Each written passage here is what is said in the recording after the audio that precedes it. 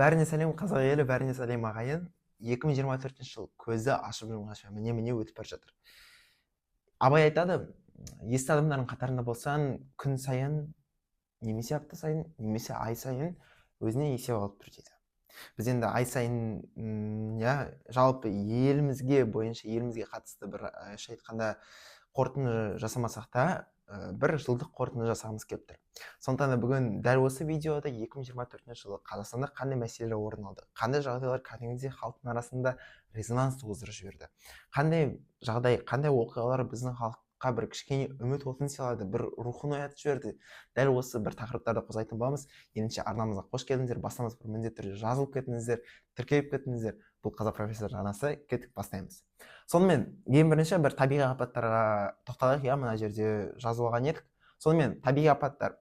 Ең алдымен су тасқыны. Су тасқыны бұл кәдімгідей мынандай бір мұңды өлеңдермен бүкілі бір тиктокта салып қойып, мынандай жағдай болып жатыр дегенде. Біздің ауылымыздың өзіне дейін барған, ол Арқалық Амангелді жақтарда өте қатты бір таңғаларлық жағдай болған. Таза бір ауылды су шайып кеткені, бір үйді толықтай су басып кеткені, қалалардың өзіне дейін жетіп жатқаны бұл кәдімгідей таңғалдыратын, мұнайтатын жағдай болған еді. Су тасқыны бойынша мынандай бір ақпараттар бар деп айтсақ болады. 2024 жылдың көктемінде 10 облысы алапат су тасқыны болды. Соңғы 80 жылдың ең ірі табиғат апаты дәл осы болып тіркелді. Дәл осы бір су тасқыны болып тіркелді. 20 мыңнан астам адам эвакуацияланды, мыңдаған мал қырылып, үйлер мен инфрақұрылым зақымданған болатын. Бір мәселе, неліктен бізде Қазақстанда салдармен ғана күреседі? Бұл қазір басқа да бір айтатын мәселеге тоқталады қатысты. Бізде су тасқыны болатынын былайша айтқанда алдын ала дайындалу керек еді ғой.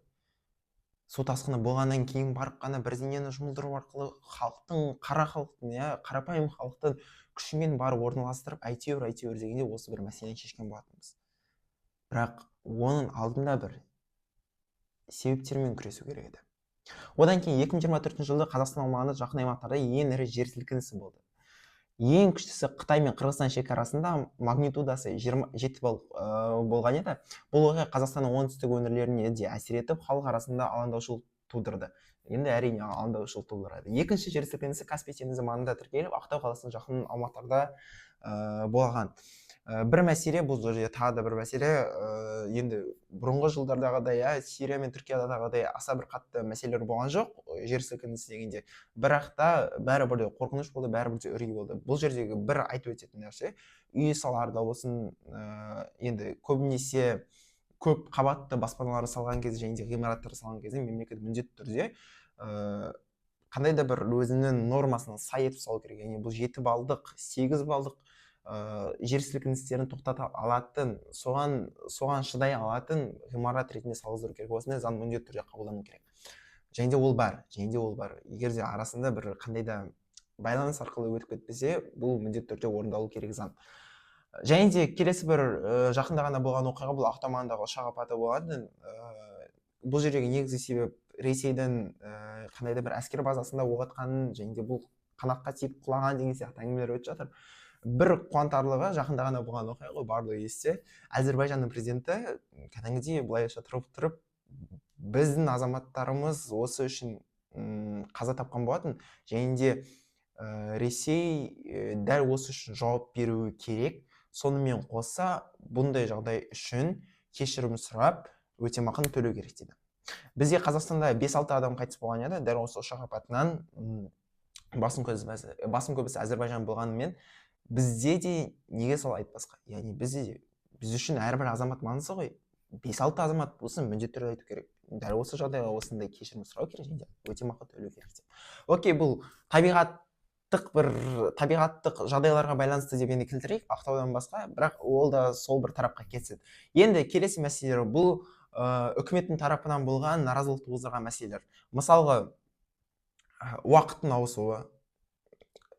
ауысу үшін өте қатты бір керек емес. Мен де басында ойлап жүрген едім, жайт ауысса ауыссын, ауыспасын, нейтральды көзқараста жүрген едім. Бірақ қазір дәл осы видеоны түсіріп жатқан кезде Астана қаласында боламын, сағат 4:30, енді ғана 4:30 5,5 деген кешірім сұраймын, бірақ 4,5 деп жатады, күн осылай батады. 4,5 болмай батады. Қазір қыстың уақыты, енді 30 желтоқсан деп айтуға болады, 30-31 желтоқсан. Өте адамдарға әсер етеді, бұл себебі адамдар өте тез шаршап кетеді бұл оқиғадан кейін, бұл уақыттың ауысынан кейін. Сонымен қоса мынандай бір жаңалық естіген едім, яғни күн ертерек бататындықтан халық жарыққа әлдеқайда көбірек ақша төлейді. Келесі мәселе бұл АЭС мәселесі. Халықты бум етіп жүрген мәселе. Бір ғана оқиға айтайын. Бұл жерде мен цитаттардан, әлеуметтік желілерден бір мынандай нәрсе көрген едім, яғни мектептің мұғалімі ма қандай да бір қызметкері өтірік қағаздарды алып жаңағыдай қорапшаның ішіне салады. Демек бұл қаншалықты маңызды. Сонымен қоса біз АЭС-ті салуға біздің қаражатымыз жетеді ме? АЭС-ті салуға біздің экологиямыз келе ме? АЭС-тің баламалы түрлері жоқ па? Басқа да бір экологияға болсын, қаржы жағынан болсын, әлдеқайда тиімдірек. Осындай бір мәселелер ойланып көру керек. Ал АЭС-қа біздің жалпы мамандардың өздері жеткіліксіз. Келесі, адамның өліміне қатысты мәселеге тоқталайық. Бейшенбаевтың соты ең қатты дау көтерген, өте қатты дау көтерген, 24 жылға сотталды. Дұрыс, өз жазасын өтеу керек. Дәл осындай жағдай үшін әйелдер қауымы кәдімгідей көтеріліп кеткен, енді кішкене бір рухын оятты деп айтуға болады. Бір өкіндіретін нәрсе, бұл жерде біз әлі күнге дейін бір арамызда тепе-теңдікті ұстай алмай келеміз. Бір жақта тек қана еркектер, бір жақта тек қана әйелдер. Орта жолды неліктен ұстанбасқа болмайды. Келесі мәселе Шерзаттың өлімі. Бұл жерде тек қана Шерзат емес, Шерзаттың ағасының да өлімі. Сонымен қоса Шерзаттың ағасы енді Дарғасыл деп айтқан болатын. Шерзат ол Талғардағы қандай да бір 2-3 адамның кесірінен, жаңағындай алкогольдік нәрсенің кесірінен қаза тапқан болатын. Және де оның әкесі де халыққа былай қарсы шыққан кезде, яғни халыққа емес, басшылыққа қарсы шыққан кезде, ертең оның бір түрмеге қаданы айдап жіберді деген сияқты әңгіме. Үшінші мәселе бұл әскердегі оқиға, яғни әскерде болған бірнеше жігіттердің өлімдері. Біреуі менингиттен ауырды, біреуі дарға асылды дейді өзімен өзі, біреуі өз-өзіне 3 рет оқ атты, білмеймін қаншалықты сенім кіретін әңгіме. Бұлардың мәселелері бүкілі неден шығады? Бұндай мәселелер бола береді, егер де бұның шешу жолын былай істемесек. Тек қана заң ретінде қабылдауға келмейді, яғни бұл да керек, бірақ онымен шектеліп қалуға болмайды. Яғни 24 жылға біреуді соттатып жіберу бұл дұрыс, бұлмен ешқандай қарсы пікірім жоқ. Бірақ бұдан да маңыздысы бар, яғни бұл баланың болашақ өскелең ұрпақтың көкірегіне құндақ барады егу. Сен адамға қол көтерме, сен адамға бітпе, сен адам бол, қал, қарапайым бол, біреудің өліміне ондай нәрсеге барма, жалған ақпарат таратпа, өтірік айтпа. Және де сонымен қоса әскерде де Бауыржан Момышұлының кітаптарын оқыту міндетті түрде керек. Сонымен осы бір негативті жағдайлар болған, ал енді қандай позитивті жағдайлар бар? 2 позитивті жағдайды айтып өтуге болады. Бізде Олимпиада болған еді, 2024 жылы Париждегі Олимпиада. Сол Олимпиададан кәдімгідей рух көтеріп қалды. Енді Елдостың ана жерде көк туды көріп жылап жібергені бізде қоса жылағымыз келді.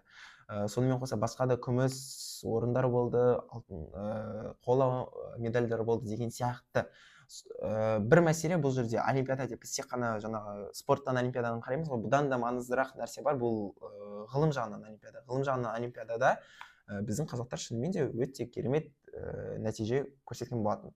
Одан кейін көшпелілер емес, көшпелілер ойыны бұл жерде бүкілі негізінде ғалымдардың бүкілі көшпелілер деп қолданады бұл терминді. Көшпенділер деген қолданылмайды. Ілияс Есенберлиннің кітабының мысалға келтірсеңіздер, Ілияс Есенберлин ол кітапты негізінде басында орыс тілі жазған болса, кейін барып қана ол қазақ тіліне ауыстырған болатын. Негізінде көшпелілер деп айтылады.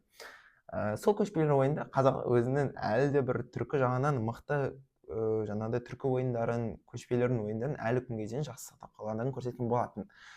Және де керемет бір назар аударатын нәрсе, сол көшпелілер ойынның ашылымында бірде-бір орысша сөз болмады. Барлығы қазақша, қосымша енді әлеуметтік тіл болғандықтан ағылшын тілінде өткен болатын. Ал бұлай барлығы әдемі, керемет болды. Жалпы 2024 жыл қазақ халқы үшін кішкене бір ауырлау жыл болды, әдеттегідей ма. Бірақ та 2025 жылда барлықтарымызға тілеріміз бұл еліміз өте жақсы бір өзгерістер күтеді деген ойдамын. Жеке өзіме келетін болсақ, бұл енді кішкене шығармашылықтан жақсы жыл болды, хайп жасаған жыл болды десек айтуға болады. ютубта 1000 подписчиктен асқан болатынбыз, 1000 оқырманнан, инстаграмда да 1000 оқырманнан асқан болатынбыз. Жасөспірім фундаментін және де рухани миллионер кітабын жазып шыққан болатынбыз 2024 жылы. Ал құрметті қазақ халқы, 2025 жыл барлықтарыңызға табыс алып келсін, барлықтарыңызға жаңа рухани белсенділік, рухани күш алып келсін. Барлықтарыңызға сәттілік, аман болыңыздар.